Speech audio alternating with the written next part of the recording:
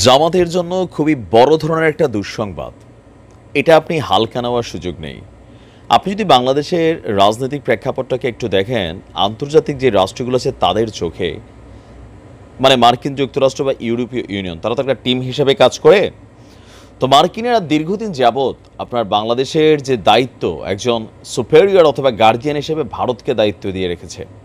তো ভারত সরকার বাংলাদেশে যে নির্বাচন হয়েছে গত বেশ কয়েক বছর যাবৎ বা বিভিন্ন ইস্যুতে অ্যাডভান্টেজ দিচ্ছে। ইভেন আওয়ামী লীগ সরকারের যে সরকারগুলো, সেগুলোকে কি আমেরিকা বৈধতা দেয় নাই? দিছে তো, সারা পৃথিবী বৈধতা দিছে, আমরা বলতেছি। কিন্তু আন্তর্জাতিক অঙ্গনে তারা কিন্তু বৈধতা নিয়েই মানে দেশ পরিচালনা করছে। এখন জামাতের ইস্যুতে বরাবরই এই পশ্চিমা রাষ্ট্রগুলো কিন্তু নেগেটিভ। মুখে মুখে কি বলছে জরুরি না। দেখেন, আওয়ামী লীগ সরকার পতনের পর ভারতের সাথে সম্পর্ক স্থাপনের জন্য সবাই লবিং করেছে, এর মধ্যে জামাতও কিন্তু লবিং করেছিল। জামাতও আপনার প্রতিবেশী হিসাবে হোক, যে কোনো কারণে হোক, ভারতের হায়ার অথরিটির সাথে একটা ভালো সম্পর্ক স্থাপনের জন্য তারা কথাবার্তা সম্ভবত বলছিল। আমি একটা নিউজও করছিলাম। তো সেইটা নিয়ে ভারত তাৎক্ষণিকভাবে কোনো রিপ্লাই না দিলেও বলেছিল যে এটা নিয়ে তারা ভবিষ্যতে জানাবে যে জামাতের ব্যাপারে ভারতের দৃষ্টিভঙ্গিটা কি। যেহেতু ভারত একটা হিন্দু সংখ্যাগরিষ্ঠ রাষ্ট্র, তো স্বাভাবিকভাবে জামায়াত ইসলাম মুসলিম একটা সেন্টিমেন্ট আছে। পাশাপাশি ভারত জামাত ইসলাম সহ আরও কয়েকটা দলকে তারা নেগেটিভ মনে করে তাদের রাষ্ট্রের নিরাপত্তার স্বার্থে। তো এইটা আসলে জামাতকে এক ধরনের অপমান করা হয়েছে। আমি মনে করি জামাত নিজের কপালে নিজে এই অপমান বা কিকটা নিয়ে আসছে। কেন নিয়ে আসছে? আপনারা এই প্রস্তাবটা এখন না দিলেও তো পারতেন। যদি জামাত পাশ করতো, ভারত বাধ্য হইয়া বাংলাদেশের সাথে সম্পর্ক রাখতো, দেন ওই যেই সরকার আপনারা বানাইতেন সেই সরকারের সাথে হইতো। মানে কেন এত তাড়াহুড়া ছিল? তো আজকে এই যে অপমানটা হইলেন, এটা বিএনপির জন্য এই মুহূর্তে বিশাল সুখকর একটা অবস্থান হলো যে ভারত আসলে এই মুহূর্তে সামনে যদি নির্বাচন হয়, যখনই হয়, সেখানে আওয়ামী লীগকে যদি পারে সেটা সাপোর্ট করবে, বাট এর বিরুদ্ধে তারা বিএনপিকে চায়, জামাত সরকারকে ক্ষমতায় চায় না। ইভেন এটা নিয়ে তারা চায় না শুধু তা না, বরঞ্চ ডক্টর ইউনূসকেও এটা নিয়ে তারা কথাবার্তা বলবে, এমন তথ্যই এখন সামনে উঠে এসেছে। গত 5ই আগস্ট শেখ হাসিনা সরকারের পতনের পর আপনার জামাতের উপর যে নিষেধাজ্ঞা ছিল পতনের আগ মুহূর্তে, সেই নিষেধাজ্ঞা থেকে তুলে নেওয়া হলো। তবে জামাতের উপর থেকে নিষেধাজ্ঞা তুলে নেওয়া হলেও তাদের সঙ্গে কোনো ধরনের সম্পর্ক বা তাদের সঙ্গে কোনো রকম যোগাযোগ রাখবে না বা করবে না ভারতের সরকার। দেশটির এক কর্মকর্তা সংবাদ মাধ্যম, আন্তর্জাতিক গণমাধ্যম এবিপিকে লাইভকে দেওয়া এক বক্তব্যে তিনি এই তথ্য দিয়ে বলছেন, ভারতের সরকার সিদ্ধান্ত নিয়েছে জামায়াতের সঙ্গে সম্পর্ক স্থাপন না করার যে সিদ্ধান্ত নেওয়া হয়েছিল এর আগে থেকেই তারা সেটিতেই বহাল থাকবেন বা অবিচল থাকবেন।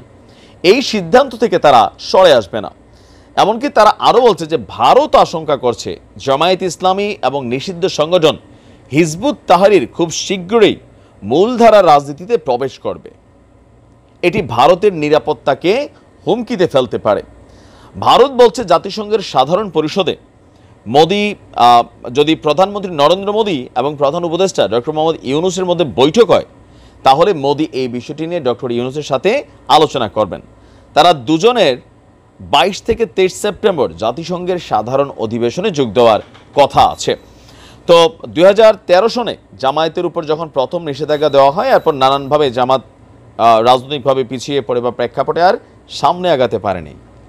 তো এখন কেন ভারত আসলে মনে করে যে দেখেন হিজবুত তাহরি এই দলটা, আমি জানি না মাঠে নর্মালি কতটুকু অ্যাক্টিভ, বাট এই নামগুলোর মধ্যে যারা মানে অমুসলিম রাষ্ট্রগুলো আছে, আপনি দেখবেন তাদের একটা ভয় থাকে, ডর থাকে, আর এই যে একটা স্লোগান থাকে বা লেবাসটাকে তারা আসলে ভয় পায়। এখন জামাতের জন্য এটা কি হলো? এটা কিন্তু অনেক কঠিন একটা সিচুয়েশন হলো। তবে হতাশ হওয়ার কিছু নাই। হতাশ হওয়ার কিছু না এই কারণে বললাম, জামাত যেভাবে ইসলামিক দলগুলোকে একত্রিত করে, তাদের মধ্যে যে মতের বিভেদ আছে, লাইক হেফাজত ইসলাম, ইসলামী আন্দোলন মানে চরমনায় টিম সহ আরও অনেকগুলো দল কিন্তু তাদের মধ্যে আছেন। প্রত্যেকেরই মোটামুটি ভালোই একটা ফ্যান ফলোয়ার আছেন। তারা যদি একজোট হইয়া ইলেকশন করে জিতা যায়, তাহলে কিন্তু ভারতকে বাধ্যতামূলক বাংলাদেশের সাথে তো সম্পর্ক রাখতেই হবে। প্রতিবেশীদের আপনি চাইলেই চেঞ্জ করতে পারবেন না। তখন জামায়াত ইসলামের সাথে আপনার তাদেরকে কাজ করতেই হবে। কিন্তু প্রশ্ন হচ্ছে যে আমেরিকা বা পশ্চিমারা ভারত যখন মনে করছে যে জামাত তাদের জন্য হুমকি, তো সেই ক্ষেত্রে এখানে পলিটিক্স, সারা পৃথিবীর রাজনীতিটাতে একটা ভূমিকা কিন্তু রাখে মার্কিন যুক্তরাষ্ট্র, ইউরোপীয় ইউনিয়ন। এবার নির্বাচন কমিশন হোক, যাই হোক, উপদেষ্টা হোক, তো ডক্টর ইউনূসের সাহেবের সাথে আমেরিকার খুবই সৌহার্দ্যপূর্ণ সম্পর্ক, ইউরোপীয় ইউনিয়নের সাথে ভালো সম্পর্ক।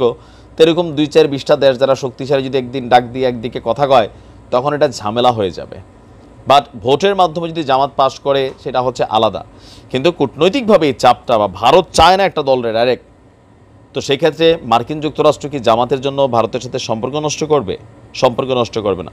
তো সেক্ষেত্রে আমার মনে হয় যে প্রথম ভুলটা ছিল যে জামাতে ইসলাম ভারতের সাথে যে হাত মিলানোর কথাটা বলছিল বা সম্পর্ক নিয়ে বলছিল, সেটা কিন্তু, বা যেই লবিংটা করতেছিল, এটা উচিত হয় নাই।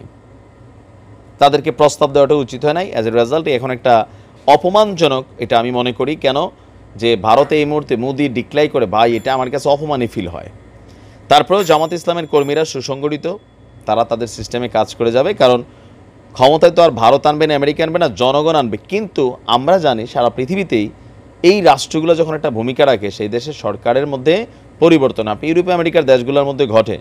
আমেরিকা, ইউরোপের অনেক দেশে আপনি দেখবেন বলো যে পুতিন প্রভাব খাড়াইছে, পুতিন এটা করছে সেটা করছে, ইউরোপের রাষ্ট্রগুলোতে এটা হয়। তো বাংলাদেশের ব্যতিক্রম না।